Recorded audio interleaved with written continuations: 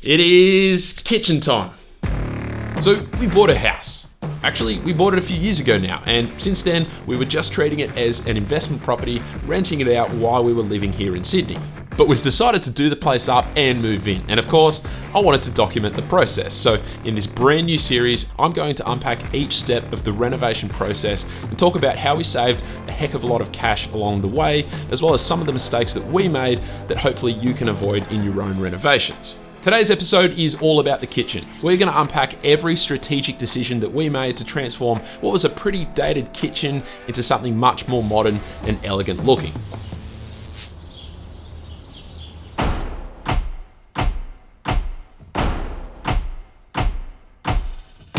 So here was our plan.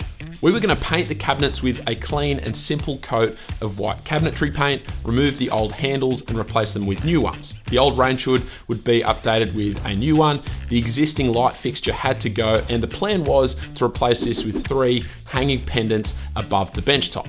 We were also going to remove the existing bench top and replace it, along with the splashback, with something much more modern and that suited the new white color palette. Oh, and the floors were also going to be covered with new laminate floating floorboards throughout the entire kitchen and living area, along with the back room as well. So we'll cover that update in this video as well. Let's get to it. Now, as I mentioned in episode 1 of this series, we could have spent $10,000 on brand new kitchen cabinetry, which definitely would have yielded a really nice end result, but we were looking to save money wherever possible with this reno.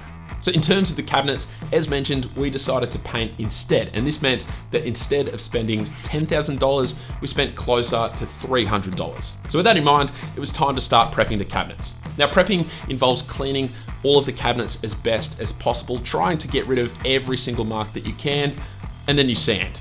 The idea is that you're just looking to roughen up the surface to give the paint something a little nicer to grab onto. Then we applied this Renovator Series primer from Dulux. Surprisingly, it was a clear product, but it's designed to let the top coat paint stick a little better. Would I recommend it? Maybe, but that said, we did end up having to do 4 coats of top paint, which I think could have been lessened by 1 if this primer actually had some white color to it already. But once that primer was dry, we got to slapping on the first coat. If you've ever painted before, then you know the process. Someone's got to do the cutting in and someone's got to do the rolling. We actually ended up using these really nice mini rollers that were perfect for this type of job and resulted in quite a nice finish at the end. What was also handy was that because we were painting before the new flooring and the new bench top were installed, we could afford to be a little more haphazard and didn't have to worry about spilling paint inadvertently. So after coat 1 was done, it looked like this. Pretty woeful if you ask me, but you never judge a job off the first coat. So the next day, with coat 1 all dry and ready to go, we were on to coat number 2. And then it looks like this. A bit better, but still clearly in need of another coat. So off we went. And this is the trouble when going from such a dark color such as that brown we had to such a light color, or in this case, white. It'll take lots and lots of coats to really hide that original color, which can be brutal. So here's what it looked like before we started painting, and here it is now with coat number 3 completed. Now, I kind of thought maybe it was done, but then when I returned a week later, I decided to go with 1 final coat. So that's a pretty whopping total of 4 coats plus the primer, but then it was well and truly done. Okay, from there, it was time to remove that awful splashback and this quarter round trim that was lining the bench top. And then from there, that's when I got the professionals in.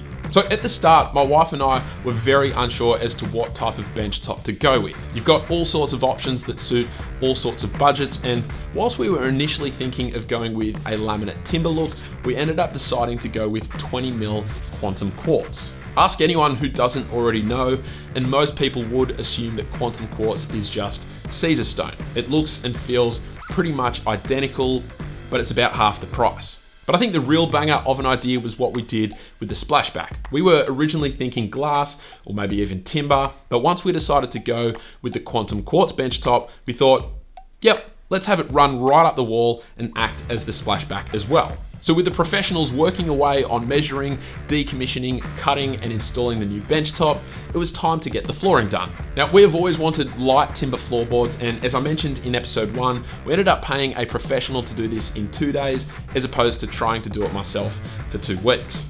I also had my electrician come in to remove this awful original light fixture and install 3 rattan pendant lights over the benchtop. We bought these ourselves online after some shopping around, and that helped to save a little bit of money. And then the last step of the puzzle were those door handles. We ended up going with matte black squared off handles, which all up cost around $50 from a local hardware store for 20 handles in total. And so with the new handles installed, the original benchtop and splashback removed and disposed of, and the new one measured up and installed, a kitchen that originally looked like this transformed into this.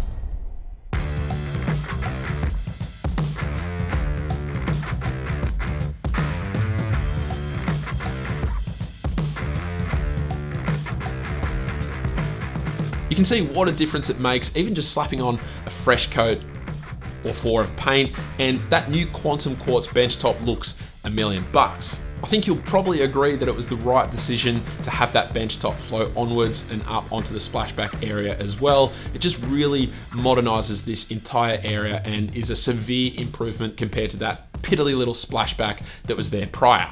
Now, those new floors were also one of the serious game changers about the entire house renovation. It cost just shy of 5,000 Australian dollars to get these supplied and installed, and that is money well spent in my book. It just really brightens up the entire house and helps it feel even more open, particularly given that it now flows from the front living area into the kitchen and dining space out the back.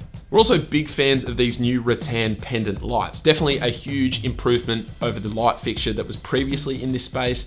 And the best part of all is that we came in right on budget. Painting the cabinets ourselves, as well as installing all of the new handles, really helped to save a big bucket load of cash, and the electrician who installed the pendant lights was also the same guy working on the garage conversion out the back, so that helped to save some money as well. The two big costs were the new benchtop and splashback, which cost around $4,500 for supply and install, as well as the new flooring, which cost $4,800. With the extras for paint and door handles, as well as some additional costs here and there, we landed right on that initial budget of $10,000. And for that amount of money, we're really happy with the end result. And so that's it. That's the kitchen and flooring complete. In the coming episodes, we will unpack the other bigger parts of the renovation, including that garage conversion out the back, which I'm positive that you'll love. So if you're not already, hit that subscribe button and that little notification bell so you don't miss out when I release future episodes of this series. But aside from that, thank you all very much for watching,